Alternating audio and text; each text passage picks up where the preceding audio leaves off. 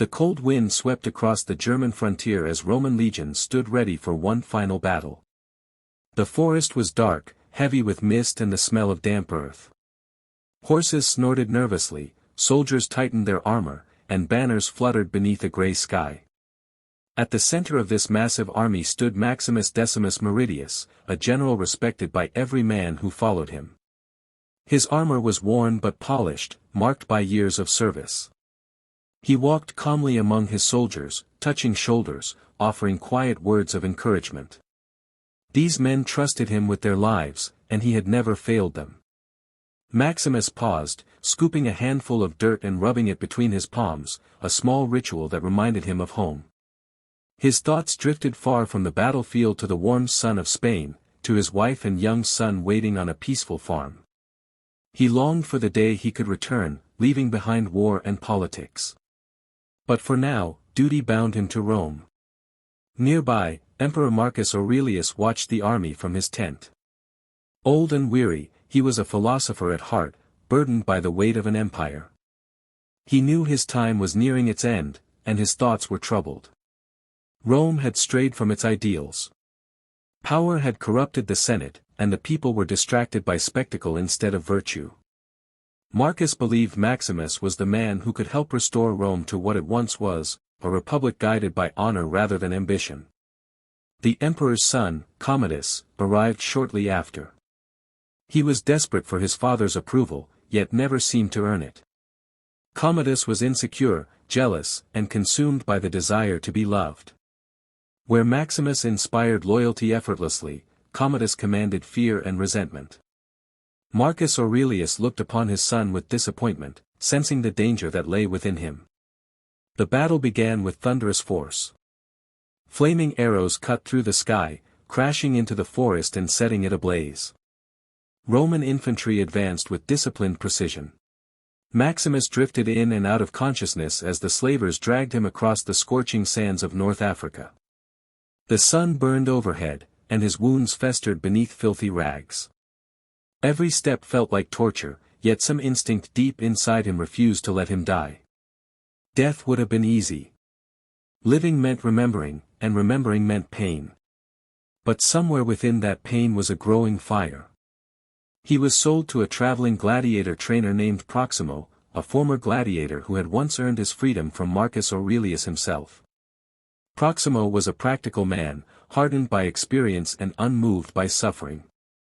To him, Maximus was just another body, another investment.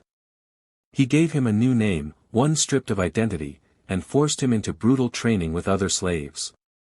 Among them were Juba, a quiet and thoughtful man from Carthage, and Hagen, a towering warrior from Germania.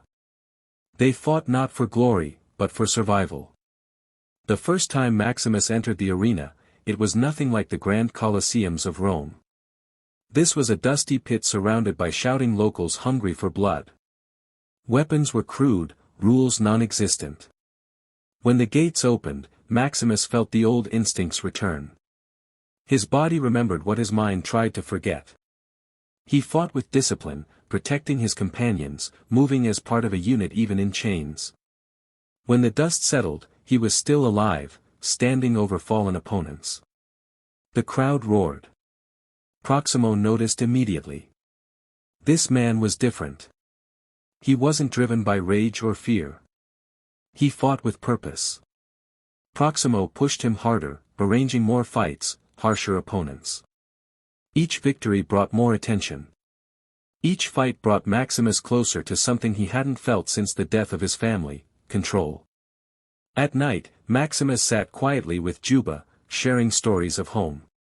Juba spoke of his wife and children, lost to war, believing they waited for him in the afterlife. Maximus listened, finding strange comfort in the idea that death was end. Lucilla could no longer ignore what was happening in Rome. Every cheer for Maximus was a reminder of how fragile her brother's power truly was. Commodus sat on the throne, but he ruled through fear, bribery, and spectacle. The Senate was weakened, the people distracted, yet something had shifted. Hope had entered the Colosseum, and its name was Maximus.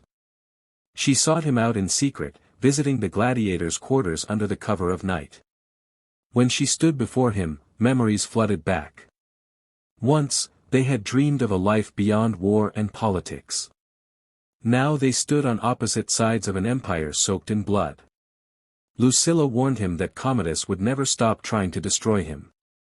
Maximus listened in silence, his eyes hard, his heart still burning with grief. He made it clear that he had no interest in power. All he wanted was Commodus' life. Lucilla understood that vengeance alone would not save Rome.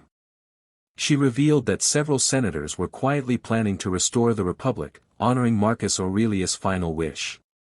They needed Maximus, not as a ruler, but as a symbol.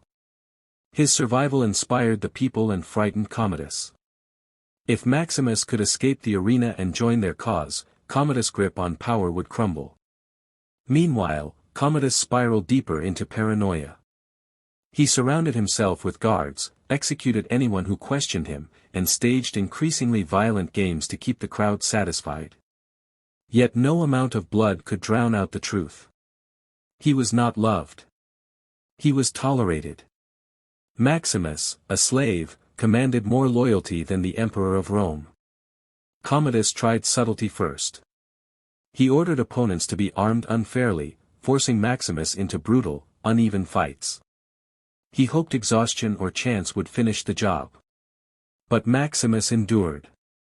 Wounded, bleeding, barely standing, he continued to survive. Every victory made him more legendary. The crowd chanted his name louder each time, their loyalty shifting openly.